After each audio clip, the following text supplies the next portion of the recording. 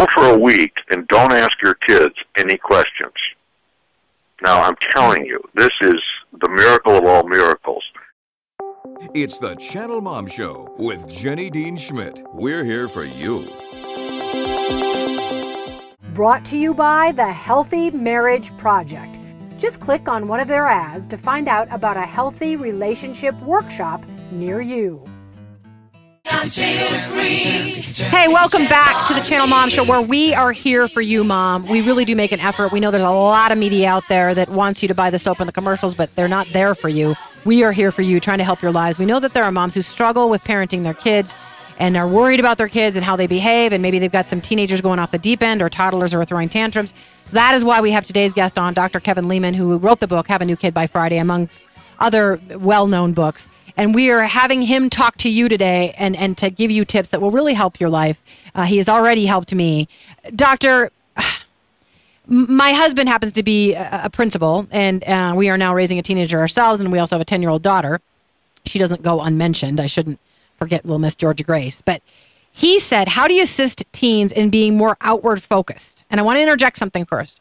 Do you think we now live in a world that is so into entertainment and distraction and video and screens that kids think that they deserve to be entertained and coddled and I don't know, just that everything is at their fingertips, and so that they've gotten into this mode? I mean, kids are probably always inward focused, but have we exacerbated that with our modern culture? Yeah, we've gone so far overboard. I mean, you hit the nail on the head. It's a society of entitlement. And since your husband is in education, let me point out that we've watered down about everything there is in education. I mean, it's easy B's for the most part, all the way through college. I mean, the days of accountability are just long over. But take a look at where the United States ranks among other nations in the world. And when you see that we're 12th and we're 13th, I mean, you can't believe some of those things. But why does a kid from an Asian country come here, doesn't speak English, 4 years later graduates top of the class at an Ivy League school? Yeah. It has something to do with the culture, and we have coddled kids to the nth degree. And so how do we get teenagers to think outside of themselves? Well, it starts with the ankle biters. You know, when you just placate them and give them anything they want and let them grow up too early. I applaud you for not having a cell phone in your kid's back pocket at age 8. Yeah. I mean, what's going on today with parents is just ridiculous. Now, Sandy and I, we've raised 5 kids. Yes, you have. And they've all done well in life. Our youngest won an $80,000 scholarship out the door. And functionally, she's an only child because we had her at ages 48 and 50. She was our little shocker. We had the surprise at 42. But, you know, all those kids are givers. Well, why do you suppose they're givers? Because they had parents that were givers. And I think we have to model just giving and living out what Jesus tried to teach us. And I don't think I've ever been in a hotel room where I haven't left a tip for the maid. Sandy and I are both givers. And the kids, I mean, it's just a blessing to see that these kids grow up not to be hedonistic little suckers, but people who care about other people. Hey, but let me ask, what did you do wrong? I just want to know, because I'm sure everybody sort of thinks you're the perfect parent. What do you know that you did wrong? Boy, I'll tell you, it would be a short list. We didn't give them things. We didn't give them things, number one. And there's no secret. I mean, I've got 2 homes. I make a lot of money. Yeah. I got royalty payments that would choke a horse. Yeah. But all of our kids worked. All of our kids gave back to the family. I'll tell you what I did do. Like most young couples, we practiced on the firstborn. Firstborns are the lab rat of the family. Yeah. I don't care what he did. You're the oldest. I expect more to you, young woman. And that same young woman, who's a principal, by the way, in Tucson, Arizona, and married to a techno freak who we love. When she was 11 years old, I ran over her feelings big time. You know, just being a jerk, just telling her what to do and how to do it. And she teared up and she looked at me. She said, "You know what you ought to do?" And I said, "How stupid I am." I said, "What?" And she said, "You ought to read your own book." That one hurt. But I've got I did about 3 radio shows yesterday, and I commented, I've got 4 daughters. I heard from 3 of them today. And that's sort of typical. We talk. The kids like us. They liked us when they were in the hormone group and rolling their eyes and slamming doors. But, when a kid rolls his eyes, don't have a hissy fit. Say, oh, honey, oh, excuse me. Oh, that was so good. Do that again, only do it in slow motion, would you? That was tremendous. In other words, you need to be the semi-straight line. These kids are all over the place. Mom, what are we having tonight for dinner? Chicken, honey. Oh, chicken. I ate chicken. Oh, how gross, chicken. 3 nights earlier, that same kid had 3 helpings of chicken. Yeah. So you got to just roll with the punches. Yeah, and thank you for saying that, because I am a mom who gets frustrated, and my son is a good kid, but he is an eye roller, and he is a back talker, and he does scream about the chicken that we're serving. And 2 things I've gotten from you, and I want you to expand on these if you wouldn't mind. And Josh, if you have a question, you keep smiling and laughing back there, feel free to chime in.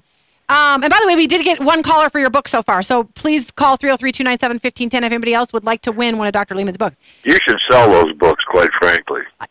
Yes, I should. That's a good idea. Can I sign up? That's what I would do. If you people don't call to get a free Leman book, there's something wrong with you. Here's the thing. You tell people they have to have a sense of humor. They have to be willing to say something once, step away, and then let the chips fall where they may. So they have to be willing to let their kids have consequences and not be sad. These are 2 things that I need to tune into, because I don't sometimes have a sense of humor. I don't step away. Finally, you say parents operate on frustration, and then they just react and scream and yell and just immediately respond to the eye rolling. You're saying, don't do it. Don't do it. Walk away and then do something unpredictable later that's a discipline for that thing. Yes? Yes, and when kids, how come she got that and I didn't get anything? Put a smile on your heart and your face and say, honey, we didn't get you anything because you know how much more we love your sister than we love you. Make it a chuckle. The kids know that's not the truth, but the kids will verbally paw at each other to get you needlessly involved in their hassles. And that's what's joyful about the Have a New Kid by Friday, because the kids deserve each other. And once in a while, depending upon where you live and the weather and the time of season, you might grab them by the arm, put them outside, close the door, lock it, make yourself a cup of tea, and chill. I have done that with arguing siblings. Push them out the door to argue outside. That's Shelley. You've done it? Oh, yeah. Have you locked the door? I don't know if I locked the door. I just shoved them outside. They stopped arguing right away. It was a cold day. And you're okay with drastic measures, aren't you, Doctor? I hate it when my wife does that to me, but I digress.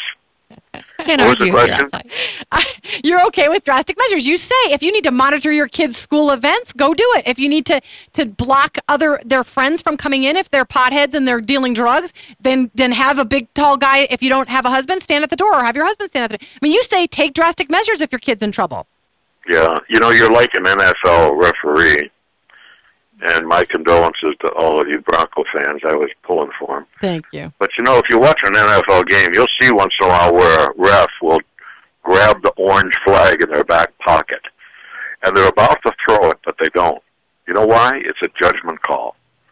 And parents, you're always making those judgment calls. And there's times you throw the flag and say, hey, we're not going to do that. And that's what's giving your kid vitamin N. And, kids don't grow up. Boys don't grow up till, they're about 25. Hang in there, moms. And girls have always been more mature than boys from day one. Mm-hmm. And so you need to treat these kids differently. And again, that's what that wonderful little Proverbs 22:6 is all about. Train up a child in the way he should go. Yeah.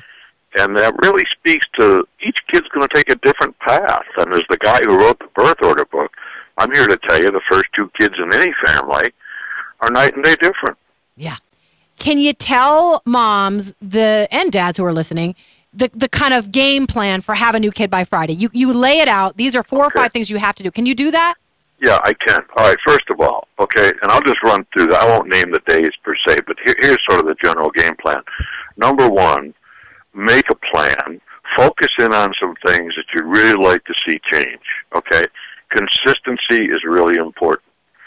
So if a kid is mouthy or whatever you want to deal with, figure out what that is. Now, here's a couple of curveballs for you. Go for a week and don't ask your kids any questions. Now, I'm telling you, this is the miracle of all miracles. If you have a relationship with a son or a daughter, and I don't care if they're 14 or 24, stop asking questions and watch how things turn. Kids will start talking to you when you stop interrogating them. Oh. Okay? So don't ask questions. Realize that fighting is an act of cooperation. So when you choose to fight with your son or your daughter, you're cooperating and putting a disruptive nature in your home. Wow. Remove your sails from the child's wind. They're kids. Let me say it as specifically as I can. They're idiots. Okay, they make stupid choices. Watch the 10, 11, 12-year-old boy. They make a fool out of themselves in front of the girl they like. They push the girl that they like. They punch her in the shoulder. I mean, how stupid can that be? Mom, you're a great teacher to that son. You're the one that can teach that son, hey, honey, don't do that. Yeah. That makes you look like a fool in that young girl's eyes. Talk as a woman to your son about things that are important to women. And then the simple things like A comes before B. So if jobs aren't done, simple things like cleaning your room or picking up the dog flops and throwing them in the neighbor's yard, whatever the job is, if it's not done, whatever is next on the agenda, and I don't care what it is, the kid isn't going. I don't care if it's dinner at grandma's house. Yeah, my husband's good at that. He does do that with my kids. Yeah, well, good for your husband. And so it really is a matter of having positive expectations for your kids without reminding them. Now, for every parent that's got a kid you got to push at every turn, I just finished a book that'll be out not till the fall, but it's called Parenting the Powerful Child. And if you're that critical-eyed parent, okay, if you're the engineer, the accountant, anywhere where perfection is paid off, or if you're a firstborn in general, you're good at finding the flaws. Yes. And kids are flawed to the core. So if you start hovering over them, they're going to procrastinate. These are kids who could do homework and then don't hand it in because of fear of criticism. And so you're really going down the wrong track, parent. And you should, there's several books like Making Children Mind Without Losing Yours. Yeah. That little puppy has sold over 1 million copies for a reason. And the Birth Order book, over 1 million copies for a reason. The Have a New Kid by Friday is about 800,000 as we speak. So a lot of the Leman books really teach parents how to keep your mouth shut, how to play your cards right, and voila, I'm telling you, within 48 hours, you got a new kid with a new attitude because you've thrown him a curveball right underneath his chin and knocked him down at the plate of life. Yeah, you're speaking to me in a scarily big way because you can tell I'm a talker. And for a living, I used to work in television, and so I was a reporter. For a living, I ask questions. So I do interrogate all day long, and I do judge, and I do talk too much, and I do engage in argument. Everything you've said, I do. Well, let me help women out with their husbands. Husbands hate questions, and yet if you say to your husband, honey, tell me more about that. Now, tell me more about that is a command, but it doesn't put up the defenses. Yeah, okay. So don't ask your husband questions. Don't ask your kids questions. You want to get your husband's attention, ladies. Touch him. Just touch him. Yeah, you're right. Just on the shoulder. Well, one lady said, hey, Leman, I tried that. Next thing I knew, I was looking at the ceiling. Well, those things happen. Dr. Leman, this is a Morning G-rated show.